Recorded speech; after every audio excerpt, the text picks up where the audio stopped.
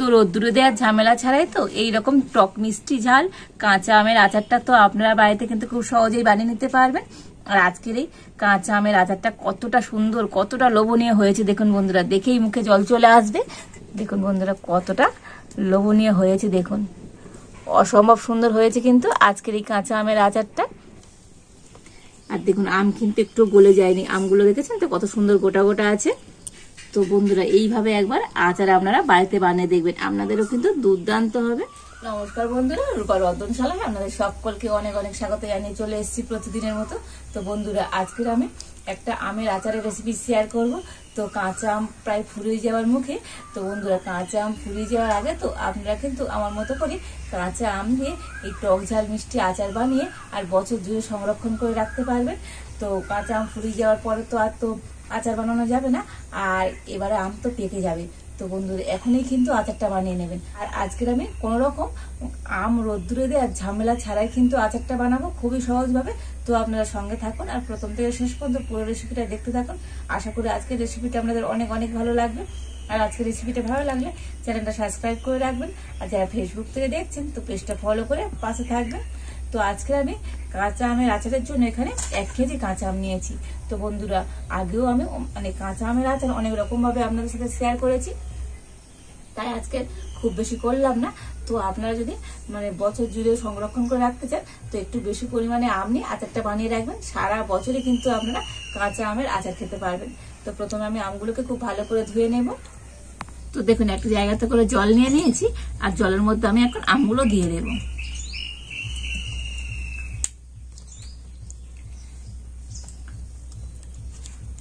তো আমগুলোকে একটু ভালো করে হাত দিয়ে আমি ধুয়ে নেব।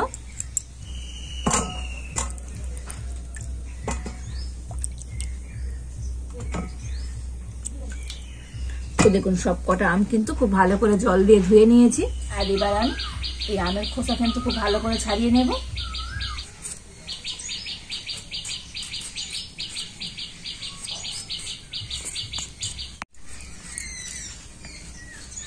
তো দেখুন আমের খোসা কিন্তু ভালো করে ছাড়িয়ে নিয়েছি।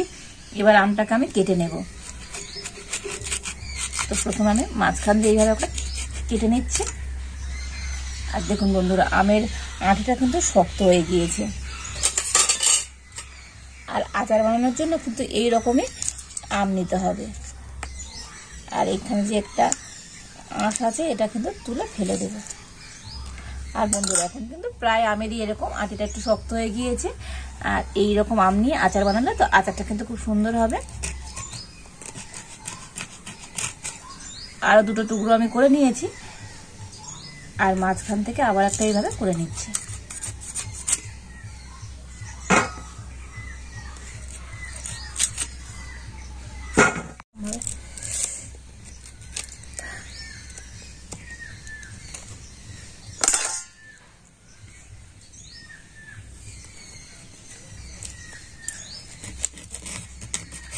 তো বন্ধুরা আপনারা চাইলে আমগুলো কিন্তু এরকম লম্বা লম্বা রেখেও আচারটা বানাতে পারেন, তবে আমগুলোকে আমি একটু ছোট ছোট টুকরো করে নিচ্ছি। আজকের আমি আচারটা কিন্তু এইভাবেই বানাবো।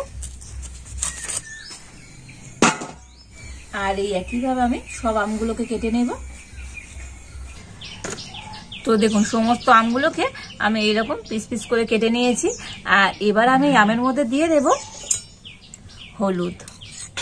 তো এখানে হাফ চামচের মতো হলুদ গুঁড়ো আমি আমের মধ্যে দিয়ে দিচ্ছি।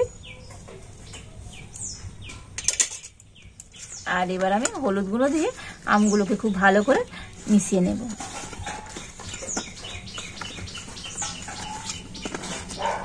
বন্ধুরা আমের মধ্যে একটু হলুদ দিয়ে তো আচার বানাবে না, আচারটা কিন্তু দীর্ঘদিন ভালো থাকে। আর এমনভাবে মাখাতে হবে প্রত্যেকটা আমের গায়ে যেন এরকম হলুদ মাখানো হয়। তো এইভাবে করে কিন্তু খুব ভালো করে আমগুলোকে আমি হলুদ মাখিয়ে নেব। তো দেখুন আমগুলোকে খুব সুন্দর করে হলুদ গুঁড়ো আমি মাখিয়ে নিয়েছি। তো এবার আমি উনুনটা জেলে উনুনে একটা কড়া বসিয়ে দিয়েছি। তো আচারের জন্য প্রথমে আমি একটা স্পেশাল মশলা তৈরি করে নেব। তো তার জন্য এখানে আমি নিয়েছি গোটা জিরে, গোটা ধনে, গোটা মৌরি আর দুটো শুকনো লঙ্কা। তো এই মশলাগুলো প্রথমে আমি শুকনো কড়াতে ভেজে নেব। তো দুটো শুকনো লঙ্কা আমি আগে কড়াতে দিয়ে দিচ্ছি। তো প্রথমে আমি লঙ্কা দুটো একটুখানি ভেজে নেব। তো লঙ্কা ভাজতে একটু সময় লাগে, সেই জন্য আমি লঙ্কা দুটো আগে একটু ভেজে নিচ্ছি। তো দেখুন লঙ্কা দুটো একটু ভেজে নিয়েছি, আর এবার আমি এই সমস্ত মশলাগুলো কড়াতে দিয়ে দিচ্ছি।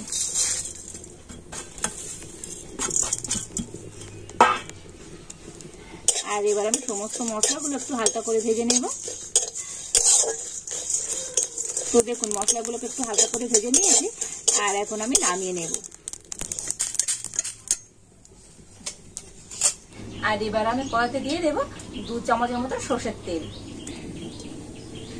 তো খুব বেশি তেল দেওয়ার দরকার নেই, 2 চামচ তেল দিলেই হবে। আর ওই তেলের মধ্যে দিয়ে দেব 2টো শুকনো লঙ্কা। তো লঙ্কা দুটো হাত দিয়ে একটুখানি এরকম ফাটিয়ে দিয়ে দেব। আর দিয়ে দেব 1/2 চামচ 5 ফোড়ন। তো শুকনো লঙ্কা আর 5 ফোড়নটা একটুখানি ভেজে নেব। তো দেখুন শুকনো লঙ্কা আর 5 ফোড়নটা একটু লাল লাল করে ভেজে নিয়েছি। আর এবারে আমি হলুদ মাখিয়ে রাখা আমটা দিয়ে দেব।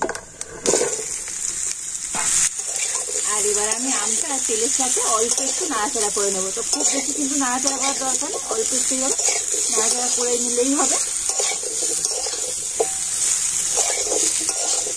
তো আমগুলোকে তেলের সাথে অল্প একটু নাড়াচাড়া করে নিয়েছি। আর এবার আমি আমের মধ্যে দিয়ে দেবো চিনি। তো বন্ধুরা এখানে যেহেতু আমি 1 কিলো আম নিয়েছি, আর 1 কিলো আমের জন্য আমি দিয়ে দেবো 400 চিনি। তো আচারটা নাকি টক ঝাল মিষ্টি বানাবো, সেই জন্য চিনির পরিমাণটা একটু কম দিলাম। তো আপনারা যদি মিষ্টি আচার পছন্দ করেন সেক্ষেত্রে কিন্তু 500 চিনি দেবেন, মানে যত আম নেবেন তার অর্ধেক কিন্তু চিনি দেবেন। তবে আমি আজকের এখানে 400 গ্রাম চিনি দিয়ে দিচ্ছি।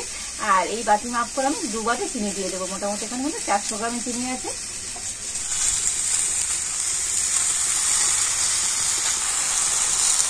তো দেখুন এই 2 বাটি চিনি দিয়ে দিলাম। আর দিয়ে দিচ্ছি 1 চামচ লবণ। আর এবার আমি সবকিছু কিন্তু কন্টিনিউ এইভাবে নাড়াচাড়া করবো। আর এইভাবে নাড়াচাড়া করলে দেখবেন চিনিটা কিন্তু গলে যাবে। তবে বন্ধুরা আচারের মধ্যে কোনো রকম জল দেবেন না। আচারে জল দিলে তো আচার কিন্তু বেশি দিন ভালো থাকবে না।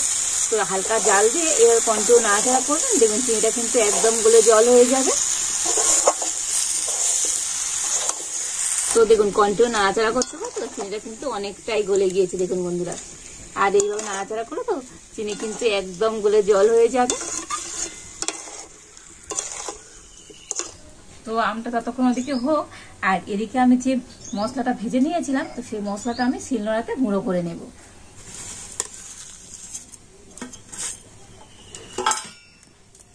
তো লঙ্কা দুটোর বোঁটা ছাড়িয়ে ফেলে দেব।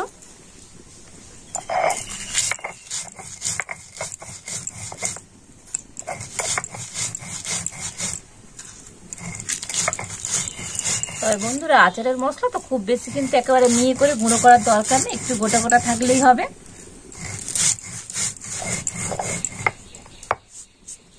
তো দেখুন মশলাটা গুঁড়ো করে নিয়েছি, আর এইরকম একটু আমি কিন্তু গোটা গোটা রেখেছি, এতে করে আচারটা কিন্তু খেতে ভালো লাগবে। আর এই মশলাটা আমি এখন একটা বাটিতে করে নিয়ে নেব।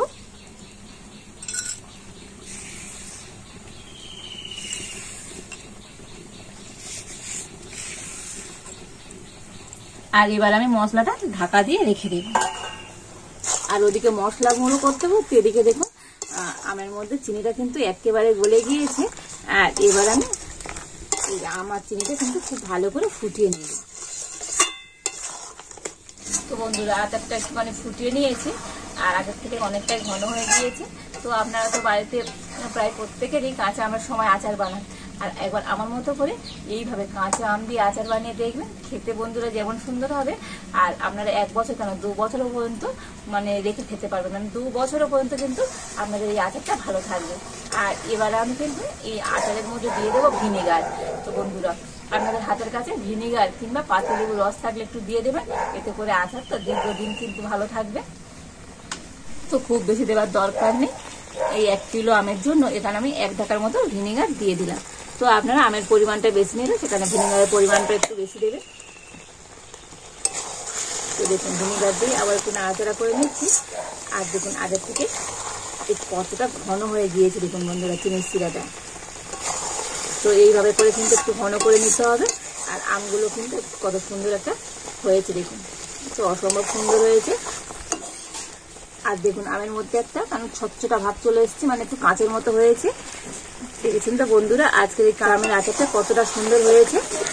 তো ভিনেগার দিয়ে আমি অল্প একটু নাড়াচাড়া করে নিয়েছি। আর এবার আমি সব শেষে দিয়ে দেবো ভাজা মশলা। তো যে ভাজা মশলাটা আমি গুঁড়ো করে নিয়েছিলাম, তো সেই মশলা আমি এখানে 1.5 চামচের মতো দিয়ে দিচ্ছি। তো মশলাটা দিয়ে আবারও কিন্তু সবকিছু খুব ভালো করে নাড়াচাড়া করে নেব। আর বন্ধুরা মশলাটা দেওয়ার পরে তো আচারের কালারটা কত সুন্দর হয়েছে দেখুন বন্ধুরা, তো অসম্ভব সুন্দর হয়েছে। কিন্তু আজকের এই কাঁচা আমের আচারটা দেখেই বুঝতে পারছি, দেখেই কিন্তু মুখে জল চলে আসবে, এতটাই লোভনীয় হয়েছে আজকের এই কাঁচা আমের আচারটা, অসম্ভব সুন্দর হয়েছে। আর ভাজা মশলা দিয়ে তো খুব বেশি কিন্তু ফোটাবার দরকার নেই, ভাজা মশলাটা একদম শেষের দিকে দেবেন। আর এবার আমি উনুনের জালটা বন্ধ করে দেবো। তো বন্ধুরা এটা অনেকটাই কিন্তু ঘন হয়ে গিয়েছে, আর এটা ঠান্ডা হলে তো আরো কিন্তু ঘন হয়ে যাবে, তো আর বেশি ফোটাবার দরকার নেই। আর এবার আমি আচারটাকে নামিয়ে নেব। বন্ধুরা আচারটা নামিয়ে নিয়েছি, আর এবার আমি একটা জায়গাতে করে নিয়ে নেবো, এতে করে আচারটা তো তাড়াতাড়ি ঠান্ডা হয়ে যাবে। দেখুন বন্ধুরা আজকের এই কাঁচা আমের আচারটা কতটা মজার হয়েছে, দেখুন অসম্ভব সুন্দর হয়েছে। আর দেখুন আম কিন্তু একটু গলে যায়নি, আমগুলো দেখেছেন তো কত সুন্দর গোটা গোটা আছে। তো বন্ধুরা এইভাবে একবার আচার আপনারা বাড়িতে বানিয়ে দেখবেন, আপনাদেরও কিন্তু দুর্দান্ত হবে।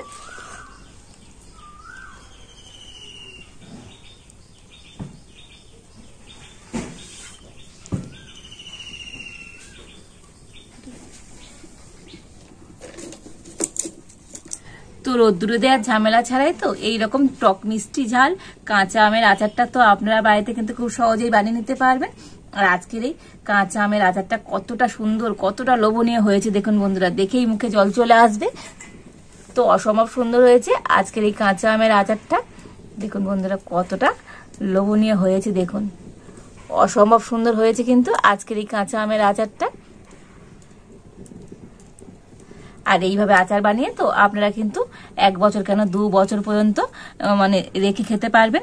আর এই আচারটা তো আমি এখন একটা জায়গাতে করে নিয়ে নিয়েছি, আর একটু ঠান্ডা হলে আমি এটা কাঁচের জারে রেখে দেবো। তো বন্ধুরা যে কোনো আচার আপনারা কাঁচের জার কিংবা মাটির পাত্রে রাখবেন, আচার কিন্তু দীর্ঘদিন ভালো থাকবে। তো এটা আমি একটা কাঁচের জারের মধ্যে রেখে দেবো। তো বন্ধুরা আপনারা এইভাবে আচার বানিয়েও কিন্তু 2 বছরের জন্য সংরক্ষণ করে রেখে দিতে পারেন।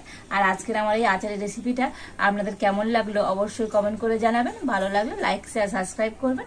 আজ এই পর্যন্ত, আপনারা ভালো থাকুন সুস্থ থাকুন, দেখা হচ্ছে নতুন কোনো একটা রেসিপি নিয়ে।